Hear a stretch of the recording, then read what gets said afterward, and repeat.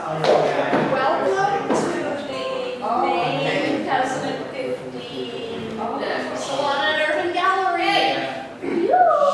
We're going to start with open mic, and we have Feng Zhou, who's new here. Welcome. Yes, I'm the first one here. Thank you, guys. Good. Very nice to meet you. My name is Feng Zhou. I started writing poems in 1988. I was born in China. I went to the United States, New York City. In 1991, I came to Canada in 1995. I picked up poetry again in 2007. So I did 7-8 years. Before that, I did 5 years. So I'm going to read 2 poems. First, I talk about my view on poetry. I use lots of images in poetry, so I consider myself an imagist. The first poem, Variability and Elopement. He stands upon the platform to welcome the girlfriend he has long missed. The high-speed train arrives at the station on time. She is not in the crowd.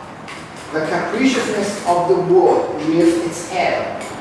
He unwittingly catches a glance of a girl with short hair behind an open window. A red scarf tied in front of her chest. Both knowingly smile, like old friends during a coincidental meeting. In an instant, his heart is moved, and in another, his soul is lost. He waves davishly to her. She suddenly exclaims, "Why don't you get in?" Who knows from where? Who knows to where? He walks on board, squatting next to her. Each shares the past and the life past inherit. In an evening, they become good friends who wish they'd met earlier. Hand in hand, eye to eye, heart to heart, in unison, looking at sky and earth through the same window, watching the cherry blossom trees on both sides fly by, spending a romantic elopement with the love at first sight. The train screeched to a stop. Will they wish to get off? The second one, the inspiration of sea and sky. I walk alone towards the sea. On its lips are 100 million golden grains of silken sand, revealing sounds of wave upon wave. I swim towards the heart of the sea, utilizing to the extreme my physical abilities, yet I return without success. Finally realizing the endlessness of the sea. Flat is its face, high is the sky beyond it. Raising one's hand is futile. Even the passing clouds know not the height of the sky. Who is as expansive and deep as the sea? Who is ageless yet new every day? Who is more sprawling than the sky, encompassing everything? Who is more omnipresent than the sky, the sun's home? When I returned to the land of man, I began to listen attentively to the voice of every person, offering my hand to all who approach. Thank you very much. McCuaig, I don't know how to introduce you. He was a TTC driver for many years. Before that, I was a stage manager in theater. He's a stage man, and he's retired, and he's having the time of his life. Couldn't be happier. He can go visit friends for 2 weeks now. Or 6 weeks. Or 6 weeks, and he can go sit on the beach in the winter, which is what you did last winter. That's easy. Survived. Yeah. Okay, so I'm a finger picker, and I started off doing traditional stuff, so I'll do a track first. The song Staggerly has a basis in reality. The lead line was one of the big Mississippi Riverboat lines, and Mr. Lee fathered a child with one of his black employees, and that was Stagger Lee. Now, whether the rest of the story has any basis in fact, that's where it came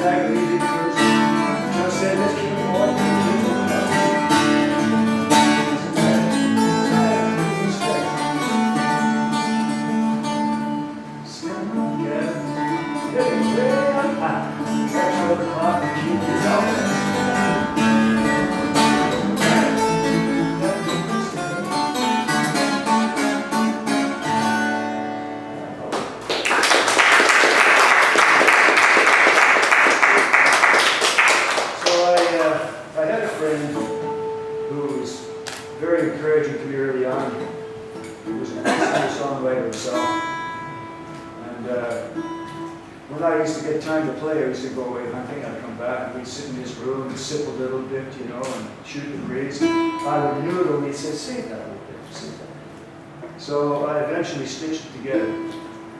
Now Norm was a huge man. But strangely, a lot of his songs had the imagery of dancing. So this is his tune, and I tried to make him dance. And he also did a thing where when he ended his set, I don't know if anybody here remembers, what's his name, Durante? Jim Durante? Yes, sir.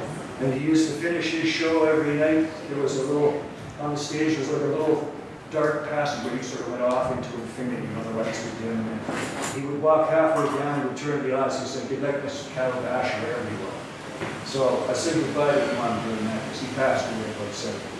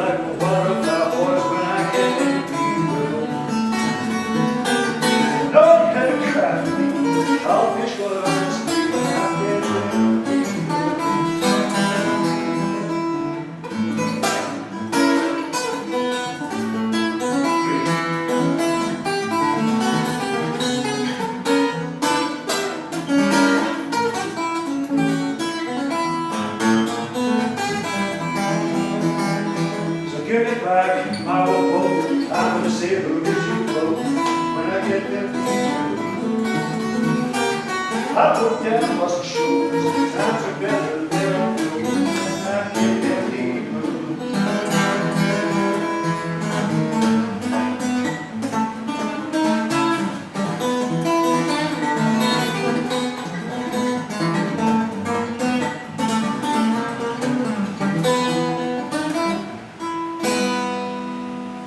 So is it bad, my old broiling? I thought there was some. Hang on.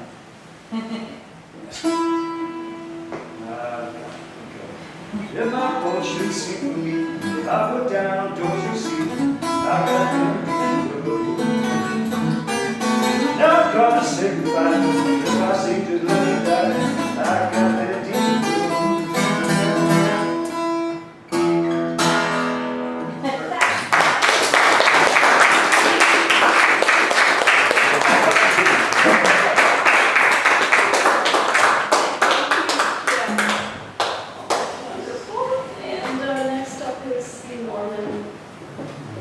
Bethune Allan.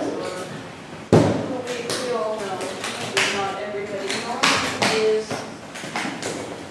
got his PhD in neuroscience. He's a naturopath. He's a prolific artist and poet, and man about town. And he's one of my best friends. That's a lot to stand up to. Yeah, I actually sit down, but just I try standing up, see what I can do. So I recently was writing some very short poems, and I haven't performed them, so they go inside out, upside down. What I've had to think pattern, don't think energy, because energy is an empty word. Don't think vibe frequency, think pattern spatial.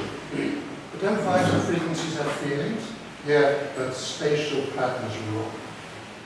Don't think higher is higher, lower is deeper. All the octaves sing.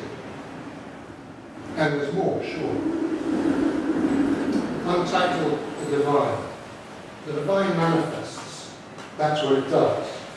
And while there may be a string of lines, I, the I am, goes on and on and on. Untitled, I don't know what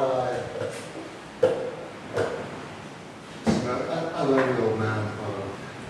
I don't know what I want to do, but befuddle the mind and fuddle the heart. And lost in this fleeting me, I'd like someone to talk to. Here's the last poem that I esteem. Whose voice is this? It's funny who speaks. The copy boy is not me. It's a memory of my teens tiny my tongue to a person, and it's not me. I'm American Ashkenazi. Ashkenazi? My good Lord, the mortal enemy and nemesis branded onto our name. And I'm tripping down some Freudian and paranoid, satanically insignificant red herring. It's funny who speaks. It's never quite me. Whose voice is this? I have a new friend, and he bought my lyrical miracle chapbook, and he fell in love with a poem that got into the chapbook, and I guess maybe it's accessible and meaningful to more people than myself as far as I read it. Ezra talks of suffering. Ezra says, where the vulnerable reveals itself, you feel our pain. Sharing turns our pain to love. Look into the depth of your pain, into its endless beauty, in the deep recesses of the heart, love sleeps. We are like fountains. The power of pain is to roll the stone from the well of love, the spring of giving. No, says it. The pain strips you bare, brings you to a meaningless place. The pain of the meaningless gives rise to the I am, still meaningless. But this I, which rises from the meaningless, is the spirit. It's only the spirit that finds meaning. The spirit is meaning. Ezra said, he wants to travel the full span of his pain, because these sorrows are the wings of love. where we meet each other. Pain is the teacher. So I said, pain is the teacher, then all my mistakes going free. He says his default state was loneliness till he learned to love. Now no one's too busy for me. The moment we stopped needing, we realized that that need was the pain. Pain, no meaning. But without pain, no meaning.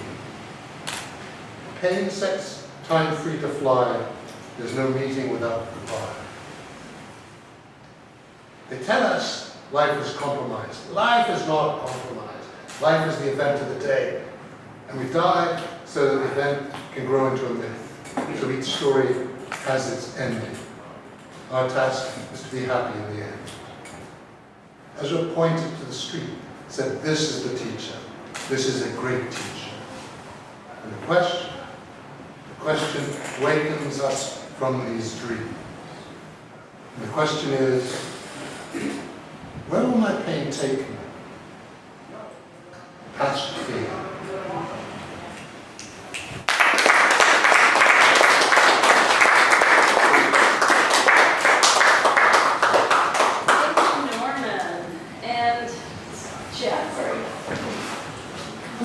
Grace us with. Now, how do I practice? I know you threw Lizzie Violet's operating hard Facebook. I read stuff and I write stuff. And it's very funny. Or it can be. Maybe I won't be just a slave. Here's my depressing poem about dying children. No. This is a new one, and what I wanted to do here, I wanted to do the alternative to a love poem. Because whenever I try to do a love poem, it seems to somehow end in a restraining order. So, this is a like poem.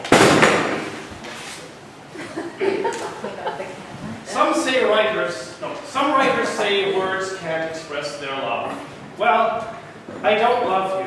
I merely like you. Surely words are good enough for that. I like you. You're kind of neat to hang out with, but only in small doses, not a lot. You're a swell partner for a game of Risk, or Callooh, or Cards Against Humanity. I'd watch a movie with you. Nothing great, not Casablanca, or else I haven't seen it. But maybe that last Hobbit film, let's say. I'd never have sex with you. Nor would I go on a long trip with you, because I'd get quite sick of you after a day or two. But we know it would never come to that. Shall I compare thee to a plate of Kraft dinner? I like Kraft dinner. It's a nice lunch snack. It'll do when you just don't have time to bake. If you eat too much, you may get indigestion, or dysentery, or maybe even worms. That's more or less how I feel about you. How do I like thee? Let me count the ways. 1, 2, 2. Yeah, that sounds all right. 2. Like me mildly, like me bland. Think I'm okay. Say hello and shake my hand, but stay 2 feet away. Oh, my like is not a red rose, but more a short, stubby dandelion, which gets chopped in the mower on a Saturday morning. Oh, my like is like a melody, but not one by Mozart or Tchaikovsky. More like a 1980s pop hit. Catchy and sweet, but vastly disposable. Like something by Mr. or Paul Young, or Level 42, or DeBarge, or Wang Chung. What, you don't remember that? Exactly. When a man likes another person, things still sort of carry on. He might bum a smoke, or maybe lend $5 to you. If you're bad, he'll tend to notice, and then he'll stop liking you, turn his back on you, and delete you from social media. Love means never having to say you're sorry, but like means never having to say I love you. Roses are red, violets are blue. AstroTurf is a worthy practical substitute for the real thing, and so are you. Oh, dear. Now, actually, I don't like AstroTurf. And come to think of it, I don't like you. No, you're annoying and you smell bad too. Go away. Hey, that was like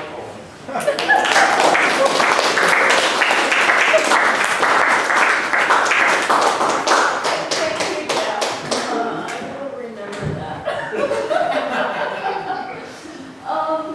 Charles. Okay, so I know Charles through the Renaissance Revival group that Norman runs and Bänoo goes. I haven't been in quite a while because I haven't been writing. But Charles used to every month pretty much go through. Yeah. So I'm very happy that he started coming to my salons. And last time we were here, we did some hockey poems. But he's been writing some new stuff, so welcome, Charles. Today I'm going to read 3 poems from my childhood. I lived in Saskatchewan. And the first one is going to appear in an anthology entitled Clean as a Whistle. It's entitled Working the Land. Those dusky evenings of my early child's life float through my mind now and again like a mad thistle. I remember the first time watching my father come in after cultivating his land. His staggered frame slouched as he stood on the twine mat in the kitchen. 2 dull eyes peered out from behind the dark mask. A coating of soil clung to his overalls. I stood silent as I watched him peel them away like a snake shedding its skin. And the salty sweetness that filled the room, the odor of broken earth and sweat, I later came to know was the stain of honesty. August 1962, November 1963. I remember that hot August morning as our family drove to our farm. My mother spoke to my father in a somber, hallowed voice. Marilyn Monroe died last night. And my father, saying nothing, his hands clutching the gray half-ton truck's steering wheel as he guided along the dusty gravel road. I knew by her tone that someone special had died, like a religious figure or world leader. Years later, I came to know who Marilyn was when I saw her in The Misfits, acting alongside Montgomery Clift and Clark Gable, the other Misfits. The only scene that stuck in my mind when she took off her cowboy boot to shake out a pebble. She did it purposefully, teasingly, in front of some cowboys, so she could show off her bobby soft foot, giving them a thrill. And then Clark Gable, grabbing her arm, pulling her along with him. Then, a year later, another important person died. I don't remember where I was when I first heard of Kennedy's death, but the funeral on our black and white TV buried itself in my head. It was the middle of the afternoon, one gray day in November. An American flag was draped over a coffin carried on the casing. A solemn gathering of people stood next to it. I remember his small son, only a little younger than me, wearing a jacket and shorts, making a clumsy salute to his late father, his eyes gazing ahead, unknowing. The last one I'm going to read is entitled The Paddling Pool. The paddling pool was the hub of the kiddie community during summer in our town. Sometimes we'd walk there with a sibling or friend, sometimes by ourselves. Then, kids were more unattended. Parents never thought perverts could carry us off. I took my classmates there. It was one of the few times the girls would play with the boys when the parents or teachers weren't around. The girls always seemed more attractive in their bathing suits, displaying bare arms, legs, and tummies. Less when they wore those dowdy long-sleeve dresses at our Catholic school. And I preferred being around the girls who weren't coarse or competitive like the boys. There was shy little Karen and Margaret, the square-jawed princess who was always so coolly aloof, and Pat, the pale-skinned Irish girl I secretly thought of as my girlfriend. There were also some native girls, like Sarah Gray Eyes, who really did have the most beautiful gray-green eyes. The pool had a foot of water in it, and a fountain that we'd run in and out of. There were dangers, too, like when you coasted down the slide. The aluminum, hot from the sun, could burn your skin. We'd run screaming into the water, submerging our burnt buns. And the teeter-totters and swings could bruise you and chip your teeth. There was just so much you had to learn.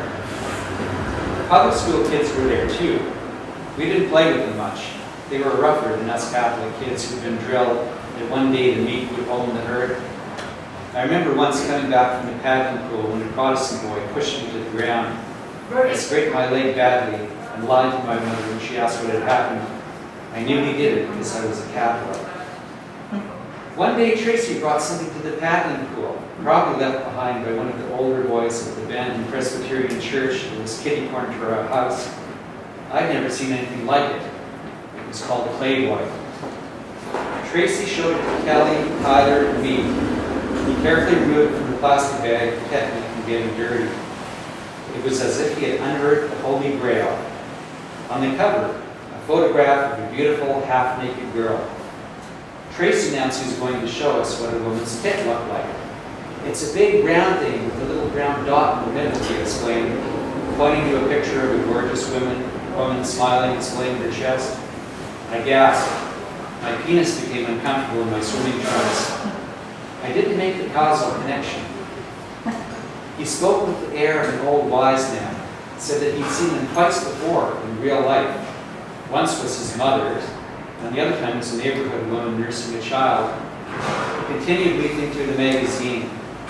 There were pictures of other women showing their breasts, legs, and an occasional butt. And even the cartoons were like like nothing I'd ever seen before. Naked women with torpedo-shaped tits and roller coaster-shaped asses, cavorting with rich men and spies alike. Tracy finished his presentation, then looked proudly at us. Our mouths were left gaping, and our eyelids were heavy. Later that night, as I ate my supper, I couldn't stop the day's memories pervading my mind, and I realized I really liked looking at those forbidden pictures of naked women. Thank you.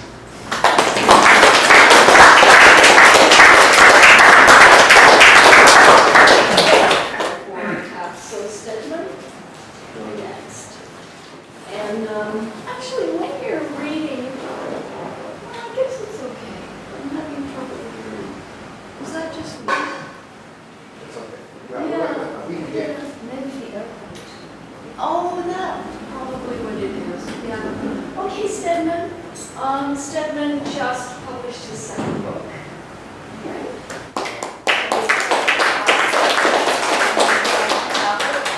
He's an amazing poet. I don't know. I can't describe him. So many different images and. Thanks for the introduction. This is I'm going to read a fragment of a long poem I wrote while deadly, grotesquely hungover while walking down Yonge Street, nursing a desperately needed Caesar, but I had to get into a coffee cup. Alright. Toronto, my bereaved Marie, I loved you once. I loved you like Woody Allen loved Manhattan. Oh, Yonge Street, I can't say I feel that same way today. We were of one flesh once. When I strolled up and down you when I was younger, heaven was truly mine. Heaven for me was to be found in the very midst of you. Some of my fondest memories, some of my fondest, most cherished memories are of the times I skipped / cut class and wandered around you by myself, like Diogenes with his lantern lit in the daytime in search of an honest man, with only my allowance, or hoarded Christmas and birthday money in my pockets, sometimes even a joint. Like I said, heaven seemed mine, with all the people new to my rookie eyes, the stores, the restaurants, bars, and the scents, made all the more sweet due to the fact that I wasn't technically allowed to be downtown by myself. I felt like a Nazi-looted Matisse and a headless angel without wings back then, Yonge Street. I felt an emotion that is actually impossible to define. Is it truly better to be king for a night than a schmuck for a lifetime? The King of Comedy for me is one of the greatest black comedies of all time. Have you seen it? In your cruel, indifferent palm, I commended my eternal spirit. Now the pleasures of this planet aren't enough. I was alone back then, Young Street. As I mentioned, I'm alone right now, although I don't want to be. Should I see a psychic? I've already passed 3. What will you look like in the year 2063? What robust, exhilarating joy would have been mine, despite the fact that I'm colored, if I could have strolled down you in the year 1933. If quantum theorists are right, then everyone who has ever walked down this street, and everyone who will ever walk down this street, is walking down this street holding my hand right now. The sky is a brilliant baby blue, without a single cloud. The sun is rising to its zenith. My mindscape is full of stubby arms reaching out of the cement, grasping for the charred skeletons of the constellations of stars. Shut the fuck up, Young Street. Jihad me at hello. That was actually the ridiculous headline that greeted me on the cover of today's paper. I'm not making this up. I am living. I have lived. I live like a deposed king and a beached whale. My glittering throat blazed like a berry of solace and a trinket of joy. Ah, Young Street. I just passed an aggressive panhandler hoisting up a cardboard sign that says, "Need money for question mark."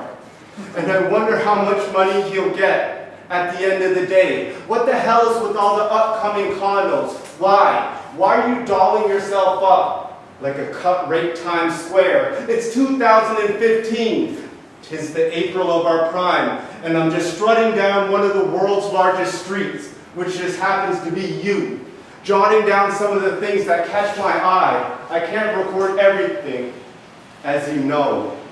There goes some sleazy dudes entering the Zanzibar. And there, over there are a few horny bitches coming out of Remington's. There's a group of teenagers waltzing into the Eden Center. And there's the beloved ghost of my retired, much pined for, greatly missed drug dealer.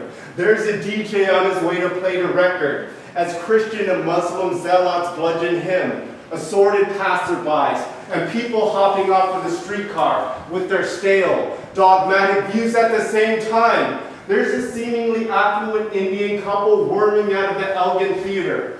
There's an undercover cop on his way to Fran's restaurant on Shooter Street, carrying a wooden artillery spear. And there's the musician Mark Martyr and a member of the F-14. And there's an Asian broad wearing an unsettling surgical mask and a scarf the size of a blanket. You get the point, man. I'm done. Sayonara.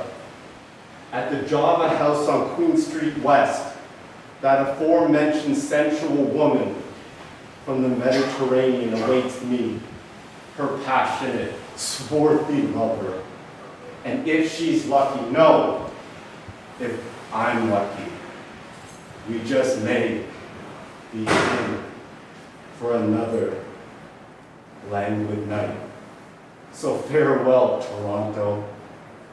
My kind shall soon be extinct. Adios, Young Street. I only wanted to see your golden hair illuminated by the light of the full moon. Thank you.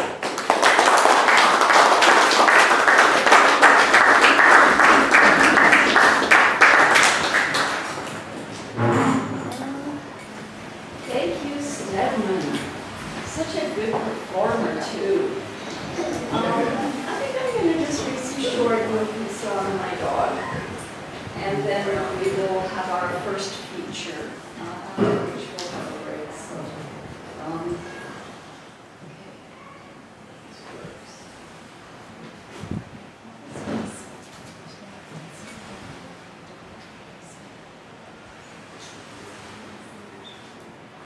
So a very depressing poem, so I won't read that. Okay, so a day, any day, and this one isn't about a dog, this one is. A day, any day, a poetryless day, where the morning smolders with cold mist. White shadow glides around trees, cars, buildings. Figures emerge and disappear as they walk to moments of meeting. The sun grows white as the moon then becomes a thin rind of lemon. In the afternoon, lit by its brilliance, through windows we eat cheesecake and fresh blueberry sauce with crisp, sweet tea.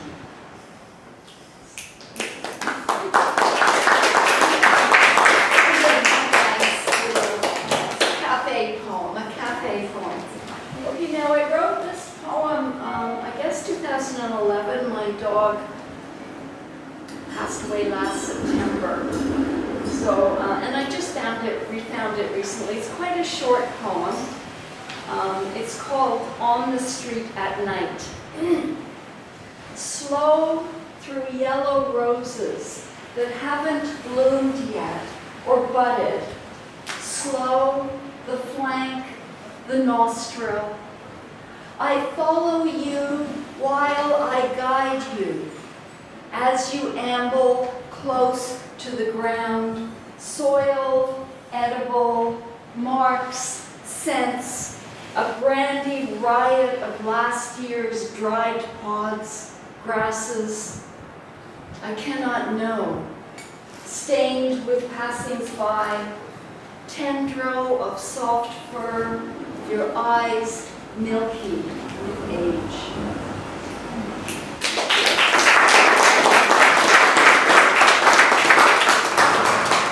So we are going to have our first lecture today, this afternoon, on Kath MacLean.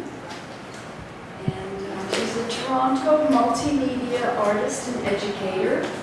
She writes poetry, creative nonfiction, fiction, critical reviews, performance poetry, drama and film, and has performed her work throughout Canada and the United States. Her most recent work is Cat Among the Tigers in 2011, poetry based on the journals and correspondence of Catherine Mansfield, and its accompanying poetry video, Do Da Do Da. Now I tried to find that. Is it on YouTube? It's on YouTube. I thought something else. Anyway, which won her the Best of Fest at its first national and international screening, and it was inspired by the writing of Robert Crouch. MacLean's poetry was shortlisted. Listen to me. Shortlisted for the Robert Crouch Innovative Poetry Award in 2011.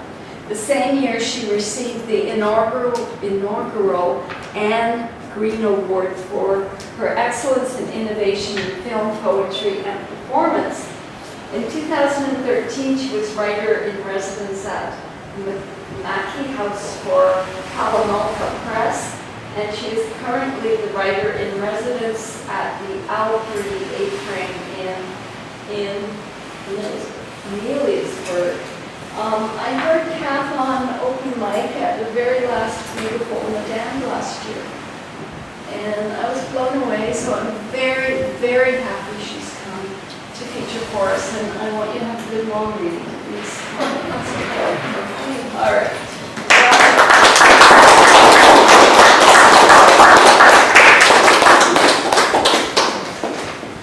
Well, thank you, Brenda.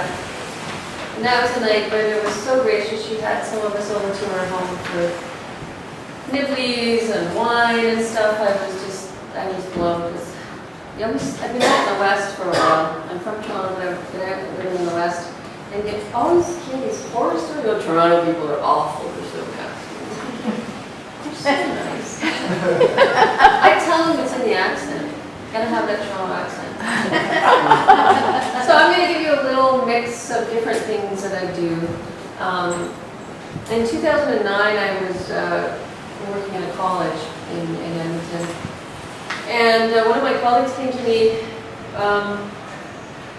and said, would you like some money? We'd like you to do something. I went, sure. I've never been asked before. So this is, I then ended up doing a series of, for a CD, which I have some with me. And from that, just being asked, I decided to do something different. So that's how I got into my CD. And it was from the CD that I got into film. So it all just kind of happened, learning along the way, as we all are doing. So I'm gonna read one from the CD. It's called Seed, Bone, and Hammer. And it began, I began that project around 2009, and worked with a wonderful composer named Lane Art, who has since moved to Victoria, where he does lots of gigs with people. He's a wonderful composer. So I'm going to go back in time to a little house that I rented that was near the University of Alberta where I was working. It was a house from the 1920s, and from the minute I stepped in, I felt it was a little different. I won't say any more. So this one is called, it's a very gentle piece. I like to begin with this. It's called Forgive Us Our Trespasses. The back door opens and time blossoms in his palm. A silver bowl, a prayer. Whatever he throws out the window spins back to earth, coins over his eyes, the lids sewn shut. Whatever he throws out the window grows in the garden, where we unearth peach paste, wild dill, hazelnut shell, small piles of shining stones, blood bulbs, blossoms long ago bloomed, bones the shape of fingers grasping. Once the rotting carcass of a sparrow spread its song beneath the lilacs pale and alone. Once we remembered to bury our promise, row upon row of forgetting, lines we couldn't keep, what we said, what he answered, what was implied. Once, remembering the space opening between now and then, a sliver of light between the cracks of the back door and the kitchen wall, holding its breath. Once, remembered reaching to touch, grasping our fingers each for the other, looking for spring crocus, daffodils, kneeling in the garden, cupping the light, whispering a prayer.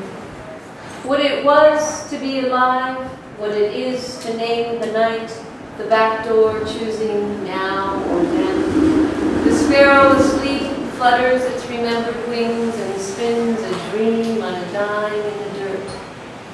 We bet our last dollar, planted seeds, row upon row of knowing for sure he'd be back in the morning, sifting sand between his fingers, his palms open to the sky, holding the sun, flipping it upside down, a coin raining the night to day to light again.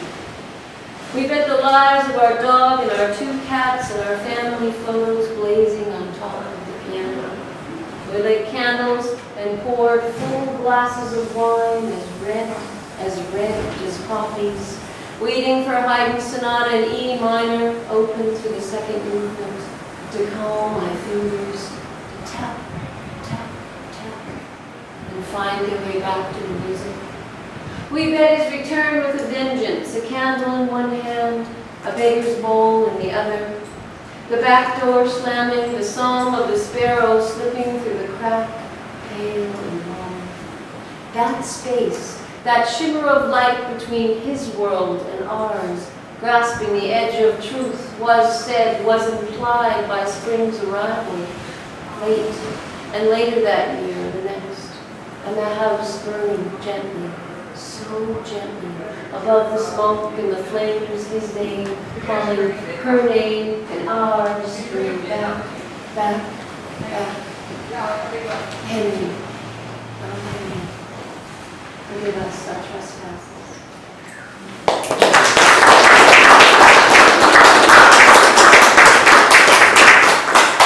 So I have a picture of Henry that I found years later. I always said I felt as I was being watched, and there he is in my picture of me in the kitchen. It's a good part of theater. I'll move on. I'll read a little bit from my book, Cat Among the Tigers, I Am Not Cat. There's always a mix-up on that. I don't know how many times people come up to me and say, oh, hi, Cat. No, Cat refers to, it's one of the names, Catherine Mansfield, who was a modernist writer, gave to herself. She gave herself many, many names. And she saw herself in many selves. Cat Among the Tigers is also came from a quotation of one of the letters and journal entries that I read from her. She said, I feel out of fashion. I feel like a cat among the tigers. So I just sort of changed it to cat. Anyway, so this book, as Brenda said, is based on the journals and letters of Catherine Mansfield. It shows us a wide range of Catherine. Her life was like Hollywood. Somebody should make a film on. She ran away with the circus. She fell in love with these twins. She got impregnated and then she tried to marry the other twin. She would realize you could make money if you bend down low on the piano. Those were some of her early days when she was still thinking of being a cellist. So when I began this book, I wrote it as fugues, as if she were still playing the cello, which she ended up selling and, of course, becoming a writer.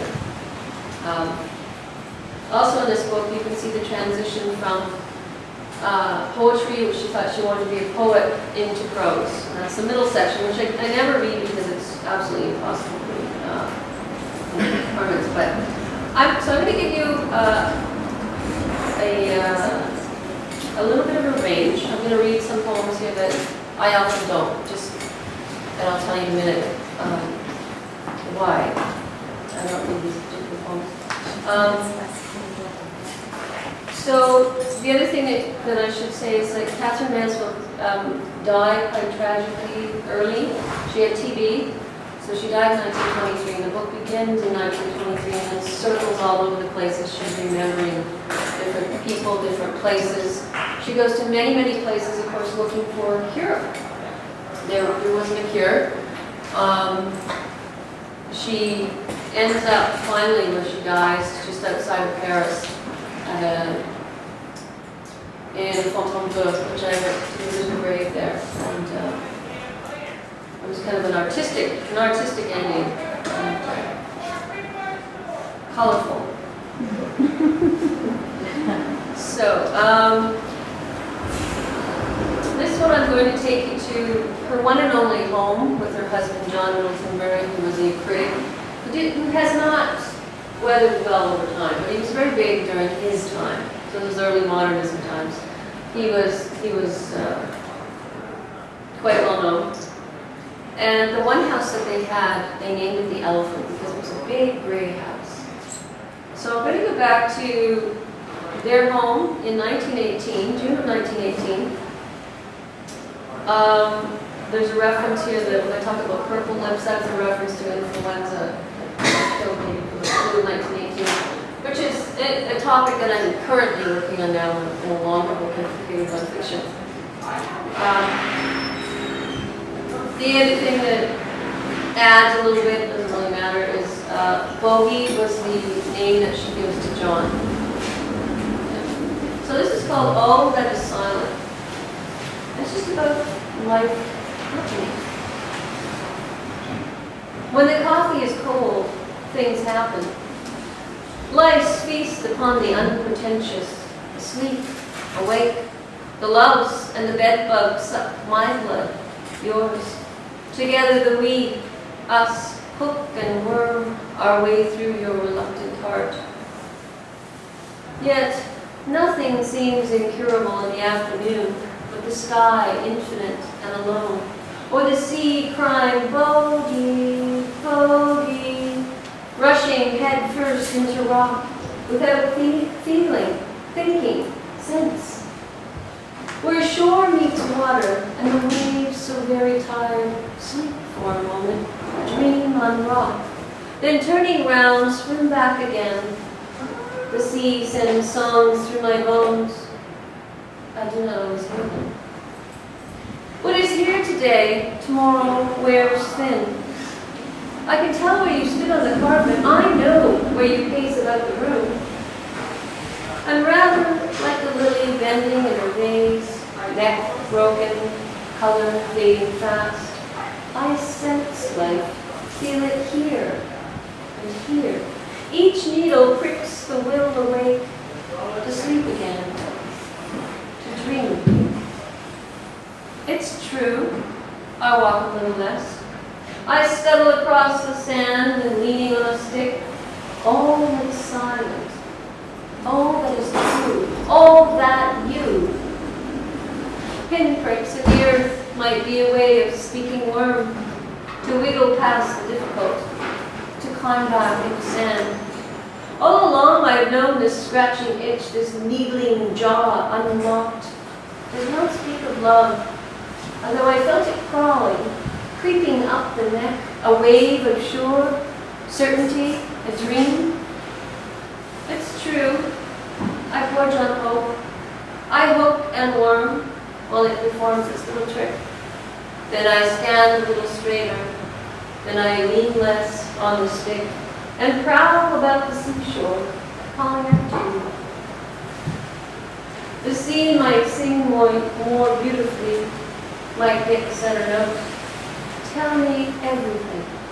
Everything more is silent. Everything more is true. Bogey, the coffee's cold. Things happen.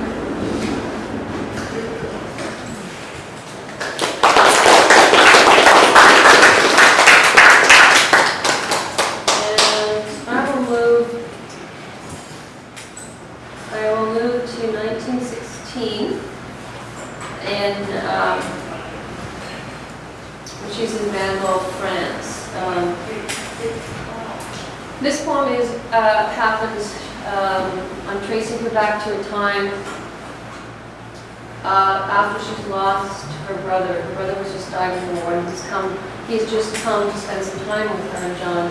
And she's absolutely devastated. She was very close to her brother. And he comes to represent not only, the loss of her brother, but the loss of that generation. So he becomes the modern man. And so this is called When the Aloe Blooms. Perhaps the new man will not live to speak of the old days, to walk in the garden, to wait for the aloe to blossom. Now, this moment, there are daisies on the table, a poppy's bowed head. There are daisies on the table, and the sun rising breaks the night's gloom, unravels its dark, thread by thread, between here, and you, and me.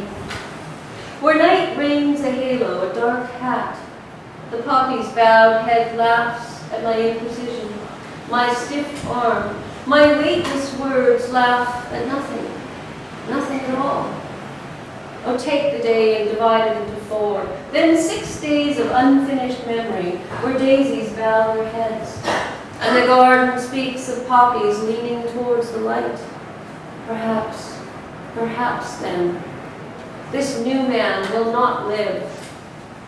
Memory choosing now this very minute when the aloe blooms, nothing words, nothing days, nothing circles about the window, back and forth and back to you and me, to this new him, who nearly remembered bows his head, and the garden walking leans on a stick, snuffs out my cigarette, burns your empty hand, and forces poppies to lean in toward the light. I've decided this very moment now, this new man shall not live.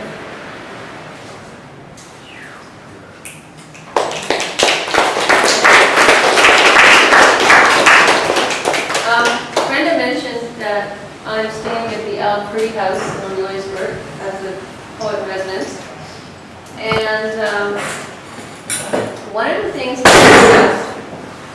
is there's a wonderful bust of D.H. Lawrence. D.H. Lawrence was one of Al Turdy's biggest inspirations. He loved to read. D.H. Lawrence, and there's a number of in the Alfred That's Library, not there's it. huge libraries in the cottage. He has all of Lawrence's novels and a really well thumbed copy of D.H. Lawrence's collected poems.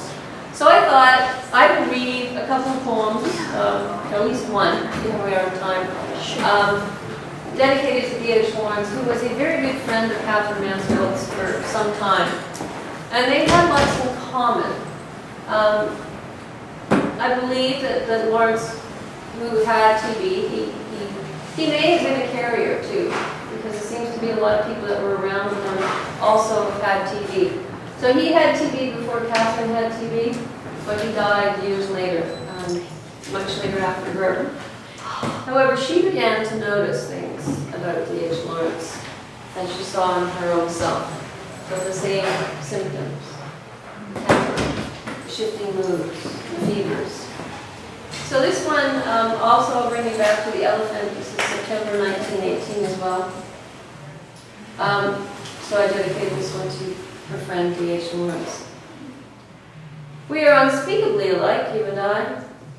Our black moods, our pinching eyes, how we see the room off color, the chairs too big, too small to sit quietly. My arm stiff, unused to writing, reaches for the pen. Stutters and coughs, unfinished sentences prick the throat in this place that steals my senses, this place where ghosts refuse to live. The fire noisy flaps like a flag or a fish hooked, pulling the line too quickly, chokes, sputters for breath, denies, heaven glowing above our heads. This black mood pulls and tugs as if it can't decide if night is something to run to or from, the pen, the knife, the cold touch of your hand. Love's anesthesia creeps between the cracks of words. Your letter stains my fingers when I read it. Ink spots my palms, disrupts lines I live by my thumb in my index finger, pinching the sun's reflection, pins, needles. What goes in must come out broken on the carpet, unfinished sentences, ragged and ravaged, as if I were Eliot's crab scuttling across the sand. Before the window, fields of flies beat their transparent wings, quite the impossible music of days spent alive, asleep, awake. I dream its music makes much of my chest.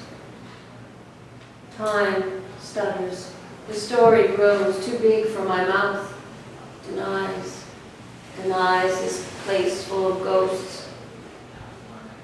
We are unspeakably alike, you and I, buzzing unannounced, a flurry of papers, pages turning, thumbs, fingers famous for a fit of orange, yellow, a blade of blue, a pen scratching, snuffs out the light. The ceiling, the floor, the chair where I haven't moved, love's anesthesia burns in the window, sneaks in after dark, pulls and tugs, as if I can't decide which sentence to finish, which thought to follow your cold hand, to reel in the line, to tell you again and again, no, we are so terribly alike. I don't read that one very often.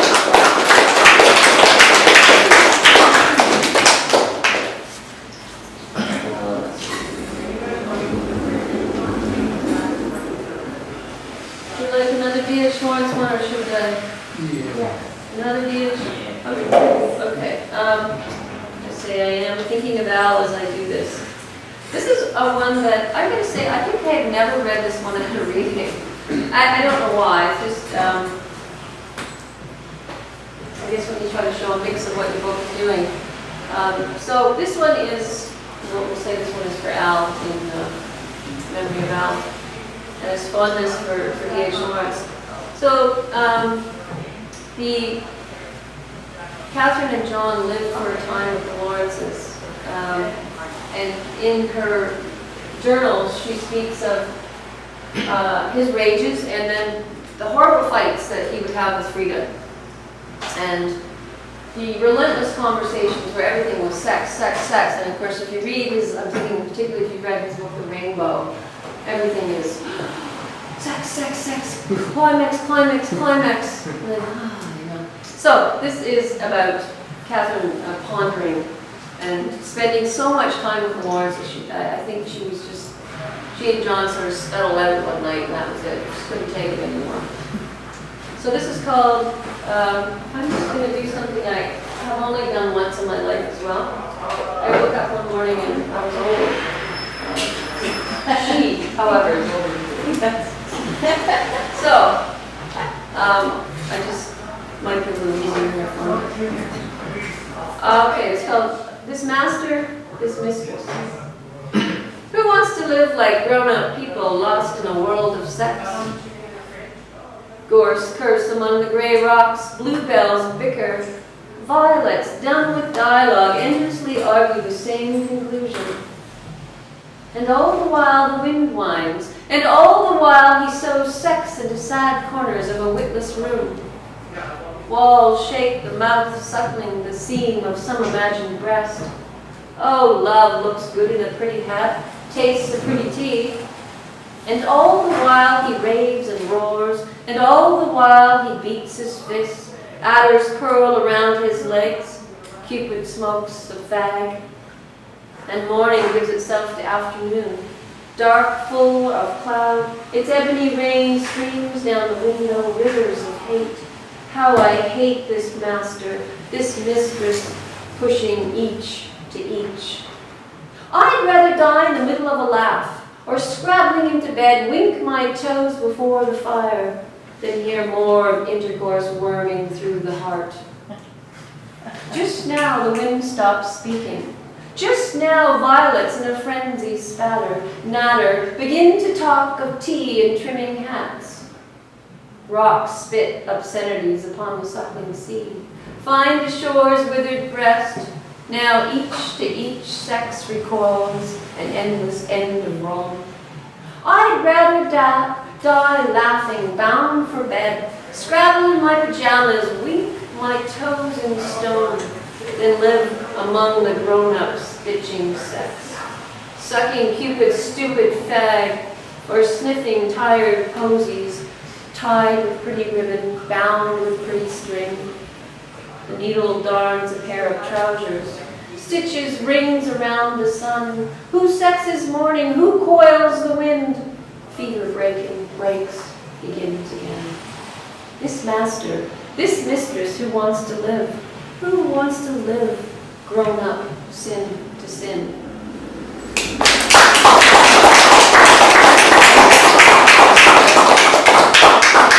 And I'll read just one more for this collection, and then I'll give you something newer. Time.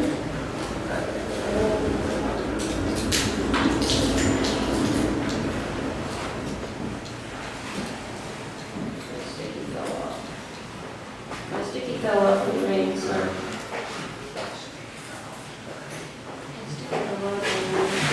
Okay,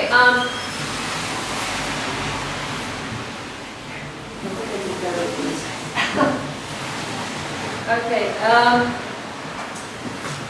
this one takes us to a very dramatic period of her life when she goes to Italy, southern Italy, again for a cure.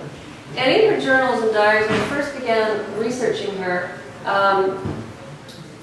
critics talked about, oh, you can't pay any attention to this. She was so worked up in a blather. She was just trying to get John, and she was by herself. She was with her friend Ida Baker, who looked after her. So they are dramatically different sections in the journals, and they are. But I thought they were delightfully. They are very much a person who is very ill and who wants some comfort from her husband, who's too busy ringing his own bells, basically. So I was attracted to it. And I wrote this. This was one of the earlier ones that I wrote, and it remains one of my favorites. Things to know, if you want to know a little bit more. Charlie was her cat, Charlie. Also, of course, Charlie Chaplin, which is why she named the cat Charlie. I think that's for all of that. And the albatross is Ida. She was sick to death of her companion Ida, who was only trying to look after her, of course, but she just, by this time she's very, very ill. She's had, one of her lungs has hemorrhaged, and she's just approaching early 30s, and she's, as I say, you probably noticed I was talking about sticks. She's walking with a cane, she's so ill. She's very, very ill. So this is Pantomime of the Sea, in picture of southern Italy. Stuck on the border of the sea, I brush sand with bound twigs and drag my albatross over the shore. Swoosh, swoosh, silence hissing in my chest. The bird struggles for its last breath, shakes its legs thin, unfolds its wings to mark its final spot, where death comes slowly, unannounced, here and here. When I'm sure no one is looking, when I'm quite alone, I haul its great body over rocks and heaps of sand and lift my hat to Charlie in this pantomime of the sea. In this pantomime of the sea, the black smudge of my cape blots the hum, the rise and fall, water marking the spot where life moves, claws the edge of the horizon, crawls from a burlap bag. Stuck on the borders of the shore, I've no intention of drowning, no thoughts of holding my hissing breath to breath, head full of water, buried beneath sand. Memory shifts my gaze from room to room, day, night. The hourglass flutters its eye. The afternoon whispers, weighs on the back of shoulders, presses cold against the door, and rising to the ceiling a rainbow, yellow, blue, red, drowns the strange green light.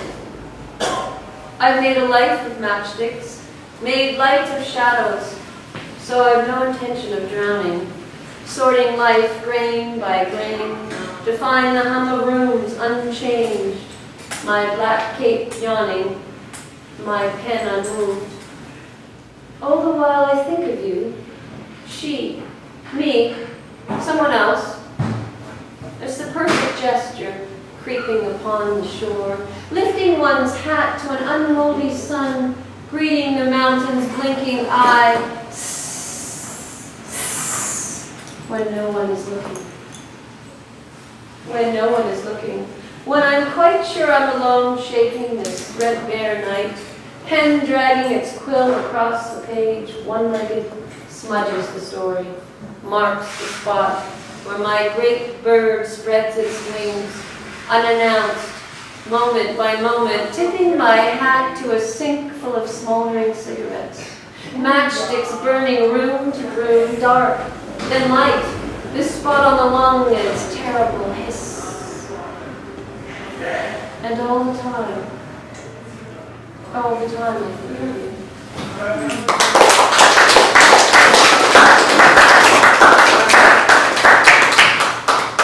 I'm going to leave Catherine behind. And how much time do I have, Brenda? One more poem. One more? Yeah. Okay. I'll give you I just finished a manuscript on H.D. Hilton Doolittle, another modernist writer. I was attracted to her because of her sessions with Freud, and so this collection I've just finished traces her sessions, psychoanalysis, which was fairly new in the 1930s. She visits Freud in Vienna in two different sessions in 1933 and 1934. So I'm basing my poems on those sessions where Freud told her, do not speak of this, do not talk about your sessions, do not analyze these sessions or you'll ruin them. And so the first thing she did was she wrote to her companion for 2 weeks until she was told not to do this anymore. And it was her companion gyre, who was a very, very wealthy woman, who paid for these sessions, which were outrageous. So they were for the wealthy only. Back then, because they still are. Back then they were very expensive. So in this one, I'm imagining her in Freud's waiting room, and if you go to the website, you can actually see what Freud's waiting room looked like. They had a museum for Freud in Indiana. So this one is HD. So HD talking to Freud. That's who the other voice is here. And mixing up all kinds of memories. This is called, it was supposed to be spring when I saw the griffin. It was supposed to be spring when I saw the griffin, yet his wings full of snow sagged with the weight of winter, and his beak picked in ice froze the daily news to something solid between his chops. April would remain April. Wednesday would be that Wednesday, blossoms would not bloom. The war continued. You could hear bullets rushing through wind. And the griffin, the poor bird starved, took a bite of apple I was eating and lit the sky red. Then the world on fire. I wanted to return to winter, to that bird and its cold news. But instead, reclining on the couch, my hands dangling over the furniture, I stirred the flames of desire. I stroked plumes of smoke. Euphy came trotting into the room and licked my salty palms, first one, then the other. Then a look from Rex sent the poor chow to his master's side. Afterwards, I drank white wine from the Holy Grail and ate apples at the vine under them. I sat outside crying for lilacs and was embarrassed for myself. There was blood on my pillow. It was August, and the sun, high on light and air, turned the myth I was dreaming. And again, it was spring, wasn't it? Fido's pawpaw thumped miles away, his whiskers flicked with light, his fur jumped with fleas, and his paws frantically scratching air, an impossible itch. It was an impossible war. A lovely dog. Then I believed I could burn that burning candle by the bed and dream, bruising the skin beneath my eye, purple and sleepless. Shades of winter circled above. It was dark. I don't remember. Dangling my hands over the rim, my wine glass hummed as I swallowed a bite of apple. Sirens sang in the streets, yet I did not move to join them, and instead bowed my head to Griffin's fantastic thrashing. Beating the air senseless, the war might have ended then, on that last hit, on that flat note. There was blood on my pillow when I woke. Someone had lit the candle by my bed.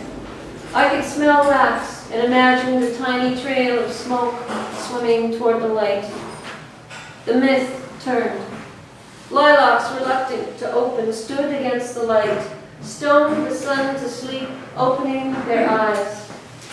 Branches punched air, and the winter gone, the ice broken, and the war. The griffin held the daily news frozen in its chops. It was winter. It was cold. A spot of blood stained my pillow. Thank you for listening.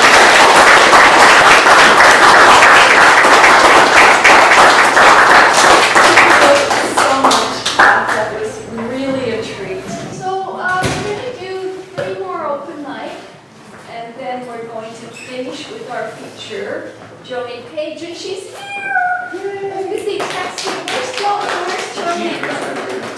She is here. She went running down the street. And this gentleman is Charles Daly, and he's a musician. And he came to, I had a show here for 2 months in January, February of 2014.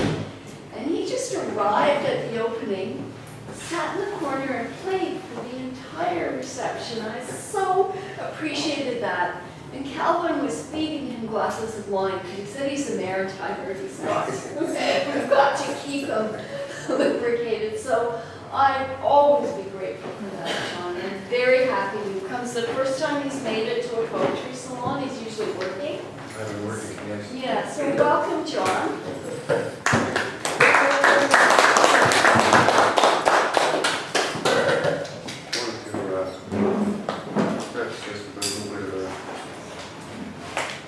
In an isolated world at sea, I'm untouchable. Free on a motion that starts nowhere and ends nowhere. In full splendor expressed this tiny virtue of freedom expands to the outpost of my daytime dreaming, fully alive in the blistering exports of gratuity to all. And then suddenly seized by a moment's apparition, venture into this divinely desert land routinely avoided. Step into soil between my toes, and all around breathe stark, fresh, filled air. Hearing the sound of my own voice reaching out to touch and make contact. The moment kept in hand is only a dream unfulfilled, waiting for release, allowing that dream its own choices in coming to life beyond. As so many thoughts echo into such dreams, set for release from the hand that chooses to.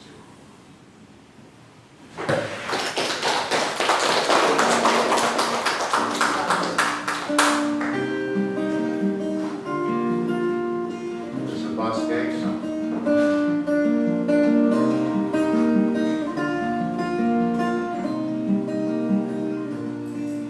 Outside the rain begins, and it might never end. So cry no more. On the shore a dream will take us out to sea. Forevermore, forevermore. Close your eyes and dream, and you can be with me, beneath the waves, through the caves of ours, long forgotten now. We're all alone, we're all alone. Close the window, calm the light, and it will be alright. No need to bother now. Let it all begin. Learn how to pretend.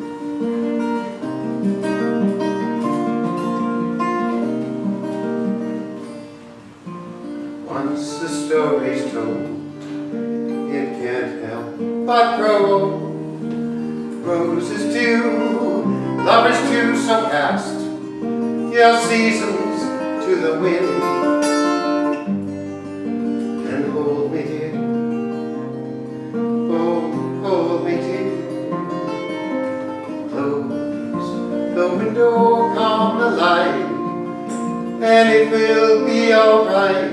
No need to bother now. Let it out, let it all begin. All's forgotten now. We're all alone. All alone. Close the window, calm the light, and it will be alright. No need to bother now. Let it out, let it all begin. All wet to the wind.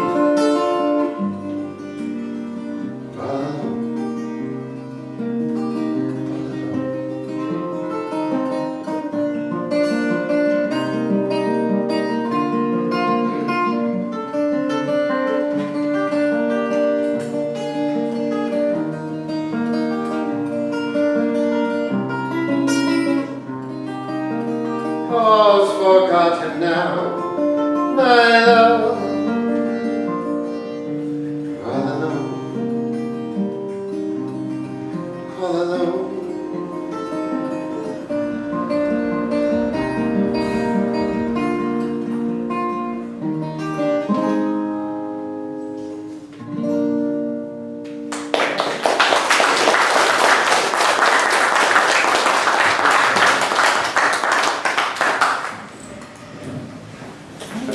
Next on the mic will be Harry Briggs. Briggs. And Harry was a host for a number of years at 1001. Yes, I'm actually a storyteller and actor, a public speaker, and for a number of years I actually hosted and participated in what they call 1001 nights of storytelling every Friday evening, still going strong down at UFT. I know one of the folks down there, and Brenda has just given me the intro to say something here. One of our audience members is also a member of 1001 nights, and I would strongly recommend it as a Friday evening form of entertainment. A bit different to what you see in here. And if they caught me doing what I'm about to do, they would throw me in Lake Ontario. Absolutely guaranteed I'm about to read it for you. Okay, so Brenda, with the okay from you, I'm going to really bore the hell out of all these guys. I have to say at 1001 story nights, it's past the talking stick and there's no reading. It's traditional, the traditional form of storytelling, Yeah. where they have a specialized stick. Yeah. Don't ask me what that means, but they know the stick, and one teller gets up and takes the stick from the previous teller and takes the stage for the duration of the tale. However, right now, I'd like to take you on back about 25 years. So the night that I almost took the stick myself in a completely different context, I was laid off from industry and suffered a lot of pain and trauma by consequence. I was laid off from the night shift, and the following night, with no job to go to, I was at home. I got up, sleepwalked at 4 o'clock in the morning, tried to get through my bedroom door without opening it, which I don't recommend. It can be a very painful experience, but it woke me up. And in the process, I wrote this. It's all over. 3 years of toil and labor and a noisy district direction line, and now it's all over. And all because of a piece of paper. The United Workers Union list of names with my name right up there at the top. The big layoff has finally come. It's all over. And those of you just starting on life trip, will you please follow me? And we all followed him that first training day, and he served us coffee and tea. And they upgraded us rookies as to how they like things to be, the do's and don'ts of quality control, the rights and wrongs of our newfound role as employees, not staff members, but employees of the world's biggest manufacturing company. Now it's all over. He was Victor. Victor the white shirt, Victor the blue tie, Victor the manager, Victor the boss, Victor in his private office, Victor standing on the line, watching, listening to all of us. Victor had come up from nothing. Victor had climbed his way to the top. Victor was a good part of the expression. Victor was king shit. Victor knew every job. But now it's all over. Harry, Victor pointed to me, would you please go with Katrina? And Katrina raised her hand. And I went off with Katrina to join her select band of the elite. The guys who made it happen on the night shift. Katrina. Katrina the Greek, who tested the dials on the faces of the plates, on the markings of the switches as they came down the line. One for me, one for you. She gave me a switch. She took a switch and gave me one. She then tested the knobs on the dial. Not too little, not too much. You see, easy job. Easy job. Night shift tester. But that's all over. Then there was Jenny. Sexy little Jenny. The body of a fashion model. The face of a movie star. The voice of a heavenly angel. And a brain that could have taken her far. Jenny, Jenny, Jenny. Jenny, the packer, who put switches on racks and racks into boxes and close the boxes and seal the boxes and label the box and they stand the box down. Gloves and apron off, and into the loo for a quick smoke. But it's all over now.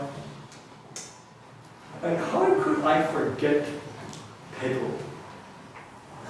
Pedro, who loved the girls and loved the money, but hated the work and loved the sugar. He brought humor to our life. But when he was suspended or disciplined, but never fired, things went slower. We all got bored. And then, hey guys, what's happening? What's happening? Pedro was back. We all were told. Now, today, it's all over. So, Victor, Katerina, Jane, and Pedro, and poor old Sebastian slowly dying of cancer, and good old Kathy, heart of gold, but looked like a witch, and Ed with his passion for sticks, and Sally the definitive match. Christmas parties, birthday parties, union meetings, seminars, time cards, units per hour, safety books, safety classes, earplugs, cuts and scratches. And now, the big layoff is all over. Where? Oh, where do I go from here?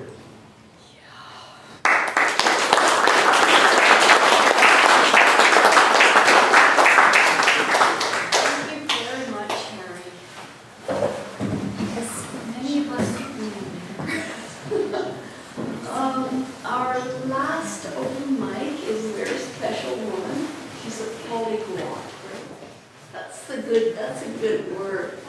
She speaks English, Iranian, and Persian. Well, they're the same. Persian and Iranian? They're the same. Oh, I thought Persian was more ancient. There's a modern. She was a professor in Iran of English literature, and she had to escape. I don't know the story, but I've certainly heard it in her poetry. And she arrived in Canada, and she's got 2 books coming out, one this year, one next year. She's been published in over 70 publications, and she runs one of the most interesting poetry events in the city. It's exceptionally multicultural. She has great features, a lot of open mic. It's at Bathurst and Bloor, and she's featuring me next month. And you are all invited. I'm going to, I'm plugging this, I'm going to do a video and poetry presentation.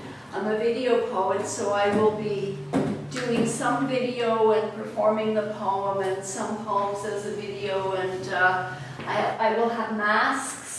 I'm going to be performing in masks, so I invite you to all come out. It's June 30th, and it's a Tuesday, and that will be Bänoo's next Shabbat Ishir night. Well, welcome, Bänoo.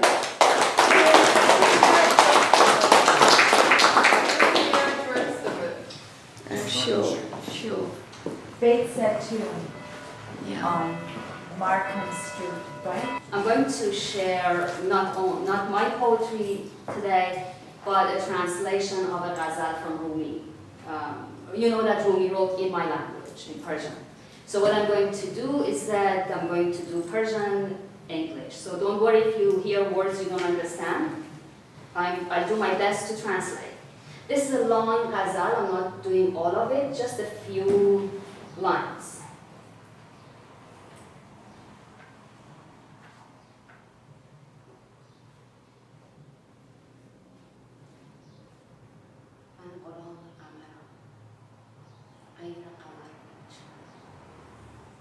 من غلام قمرم غیر قمر هیچ مگو پیش من جز سخن شمع و شکر هیچ مگو. I serve the moon. Say nothing but the moon. Say nothing but candle and sugar. سخن رنج مگو جز سخن گنج مگو ور از این بیخبری رنج مبر هیچ مگو. Don't speak of pain, say nothing but treasure, and if you know this not, suffer not, say nothing. دوش دیوانه شدم، عشق مرا دید و گفت آمدم، نعره مزن، جام مادر، هیچ نکن. Last night, I went insane. Love saw me and said, I have come. Don't howl, don't tear your garments, say nothing. گفتم ای عشق، من از چیز دگر میترسم. گفت آن چیز دگر نیست دگر هیچ نکن. I said, oh love, I fear the other. Who said, there is no other, say nothing. من به گوش تو سخنهای نهان خواهم گفت. سر تکان ده که بری جز که به سر هیچ من. I will whisper secrets into your ears, not for yes, say nothing, but with a nod. من غلام قمرم, I serve the moon. من غلام قمرم, غیر قمر هیچ مگو. هیچ من جز سخن شم و شکر.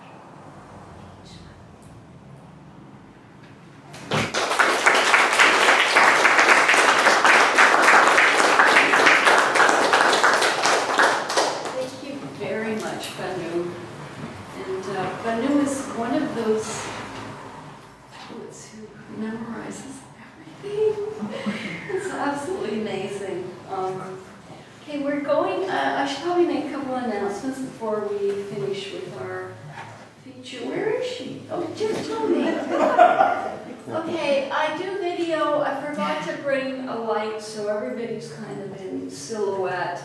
I video just to document the salon, and also it's a really good learning tool. I've learned so much about presenting poetry just from the video. The video's not great, it's not professional. What I do though is I post the entire video, so it could be an hour and a half. If you don't want to be in it, let me know and I will remove your snippet. I did forget, did you want to do something quick on the mic? Are you sure, Jennifer? Okay, so Joani, she's a singer, songwriter, guitarist. Joani Paige captures audiences with passionate performances of acoustic, alternative rock, blues, roots, and a hint of the psychedelic, and this is all very true. Weaving tales with a little grit, a little class, and a lot of heart. That's wonderful. A whiskey husky twang on target with a big city muse.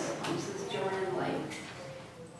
Along the way, Joani has received numerous awards, including a nomination for Best Unreleased Song of the Year in Nashville, Factor NXNE performance, and finalist on FM 96 on Tracks. She's appeared on TV, on Biker TV. She's been vocals in a rock opera. I love that.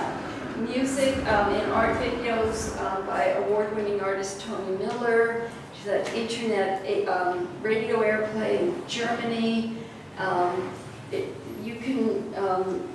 And she's contributed as a vocalist, writer, producer on other people's projects, Techno House Project, as well as live performances. She has almost 200 songs to date and continues to write. Her travels and experiences have brought her to share the stage and studio with many talented people. And when she's not on stage, she can be found writing a novel. The Beautiful Crazies are basking in nature and art at Bliss Studio. And you're working on a new CD, or is it finished? With Michael, we got the first 3 tracks done. You know, Michael, hi Michael. So, and that tentatively called? Honeybee Hunter. Honeybee Hunter, and you set up a website now? And I've got the domain name registered. Okay. And it's the learning curve. Okay. So I thought I'd have it done by the time I got here today. But soon you will be able to go to joanipage.com. Or .ca. .ca and so there's stuff on YouTube. Purchase some of her music. So welcome, Joani. Thank you. She got stuck in traffic.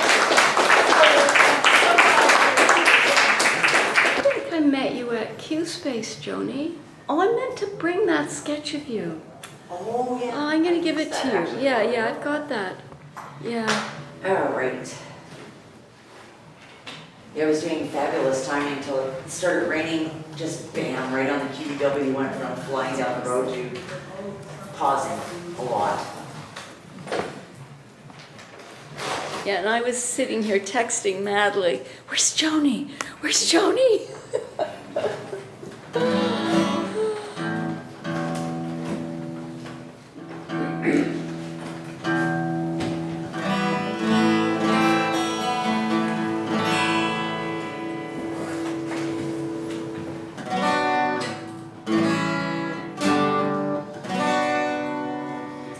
All right, it was really quiet here now. Anyway, I'm gonna start with a song, and it's a song about waking up in the middle of the night and thinking too much, which we all do sometimes.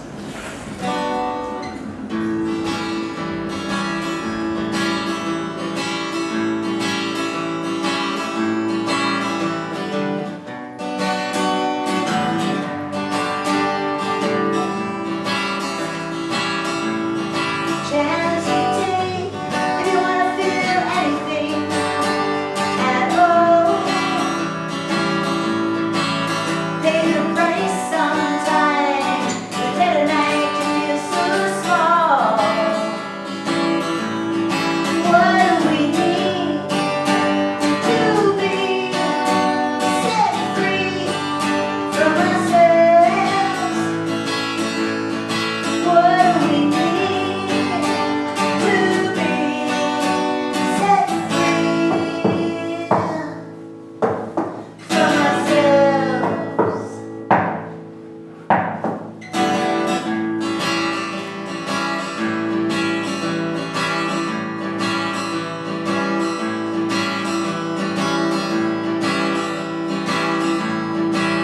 To reach the highest star, you drink from religion's well.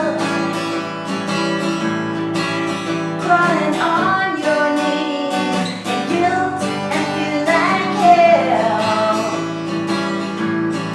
What do we need to be set free from ourselves?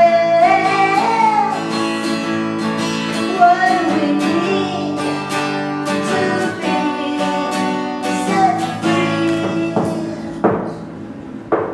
from ourselves?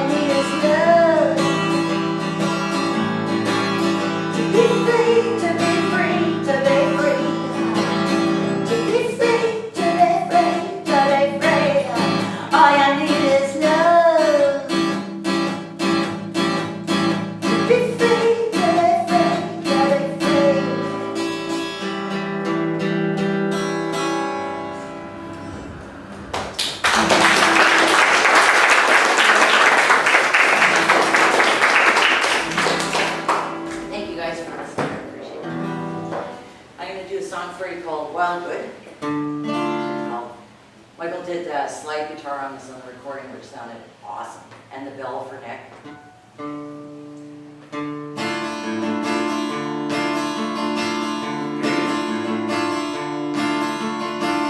Sometimes it feels like I'm just floating on air. 'Cause when I reach for love, well, I find it there. And I close my eyes and rest upon your arms. Feels like I belong.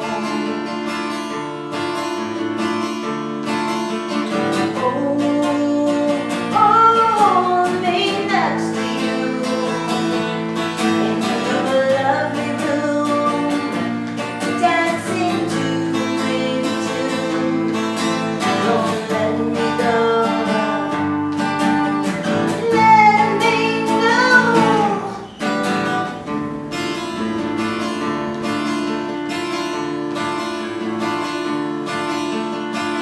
Into the garden, meadows deep red, yeah.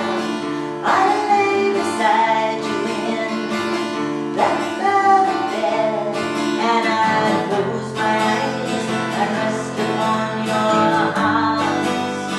Feels like I belong.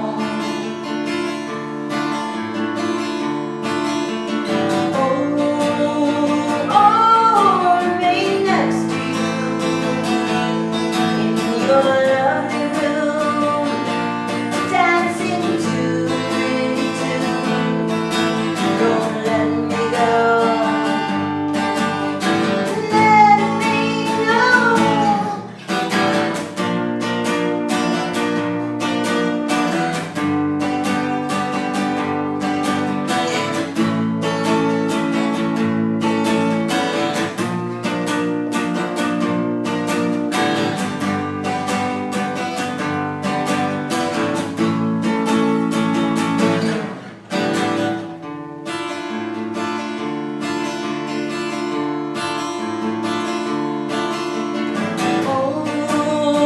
Oh, me next to you in your lovely room, dancing to pretty tune.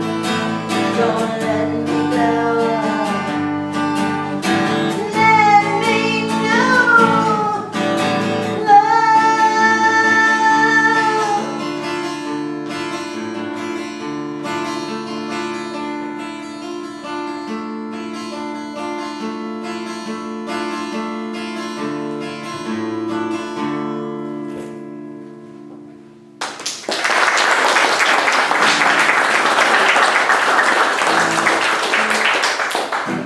Okay. This is a song called The Cigarette Song. And this is off my second CD. My first CD was actually not even a CD, it was a cassette. Right. This was a song about lots of different people. It was a cassette.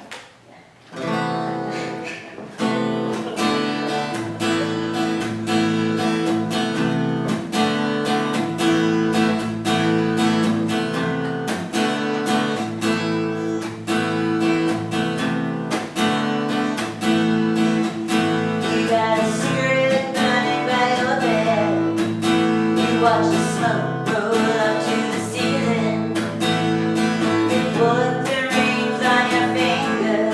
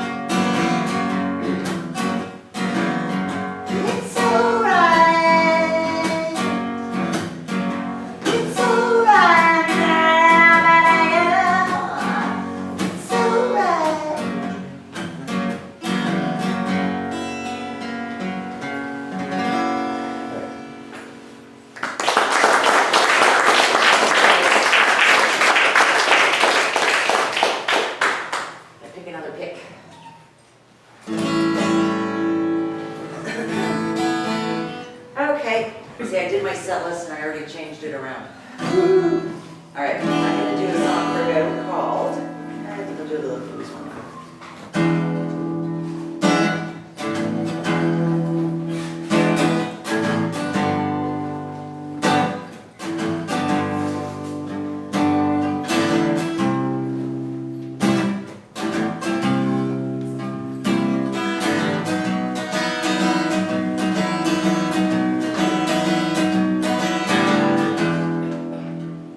Stars don't shine so bright. Now I don't have you tonight. Wrapped up in your arms, felt so warm where I belong. Let me rest a while in your gentle smile. Why you play so afraid? Instead of living for today.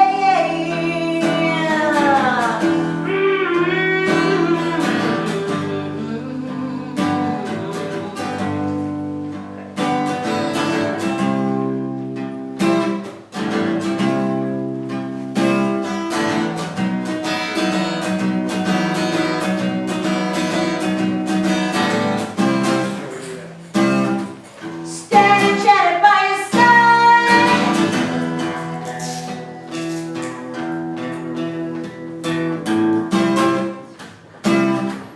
Happy just to be alive.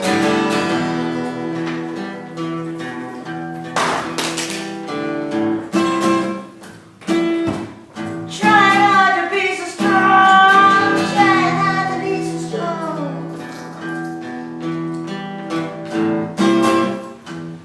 Now my story has a crying. Ooh, I need you.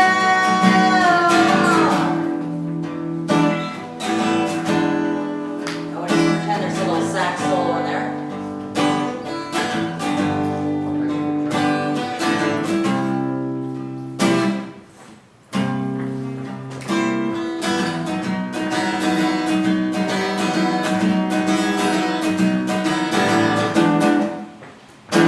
Said you like my song. Don't care if I wear my clothes or wrong. Left on top with quite no more. Go with your soul, unstable. Guess you like the sorrow, guess you like the anger, guess you like the pain, and not the blame. Where's your starry eyes? Where's the sunny skies? Oh, baby.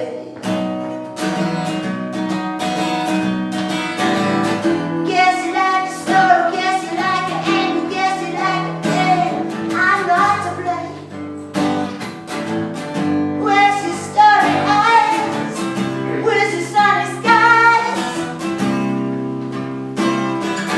Come on, come on, come on, come on, hey.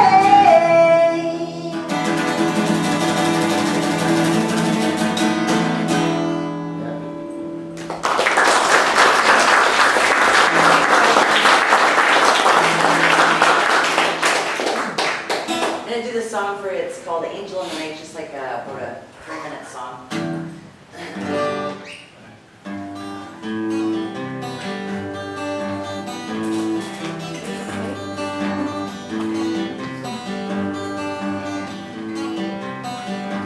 Angel of the night, come rescue me. I'm being so good now, I'm not free. Locked in these things I don't understand. I don't fit in, it's like a shadowland.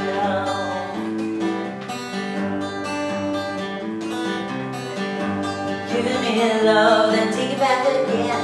No place to rest, like walking on quicksand. Just another robber trying to sneak in my head. I should have locked the door, I guess. sunshine out there, I am sure. So packing up my bags and running for the door, away from your destiny into my own. Angel in the night,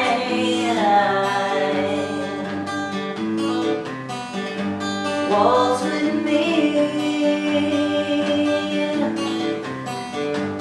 Angel in the night.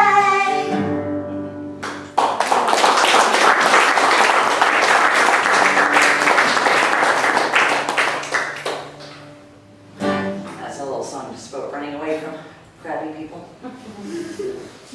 Okay. It's a slow tune for you. This is called Beautiful Sky.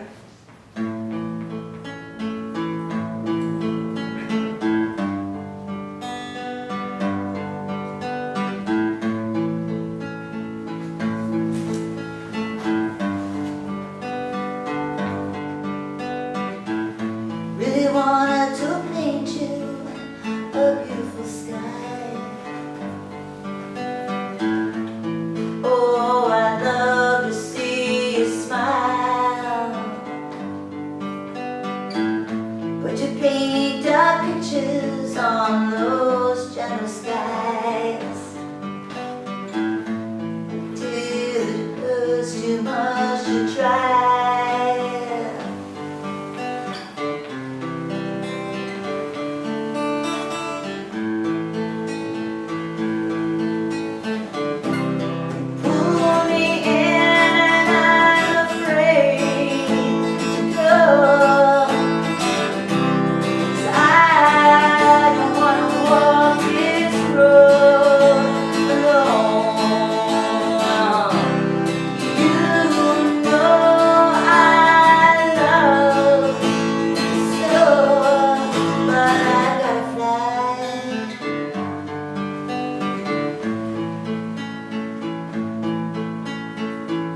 Somebody hurt you, well it wasn't I.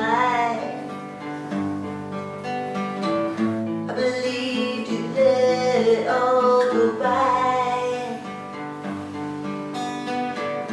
but your dark, dark pictures changed those gentle skies, till it was too much to try.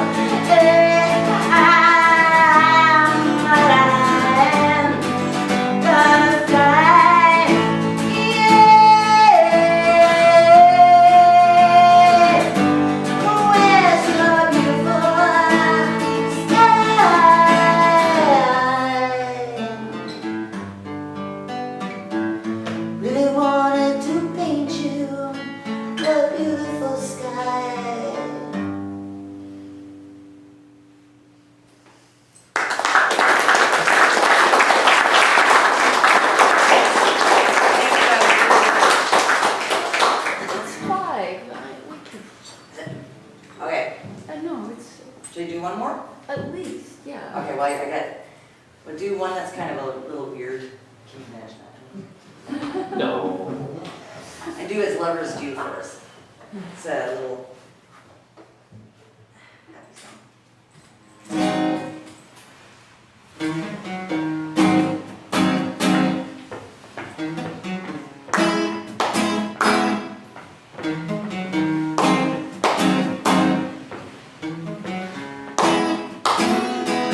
We danced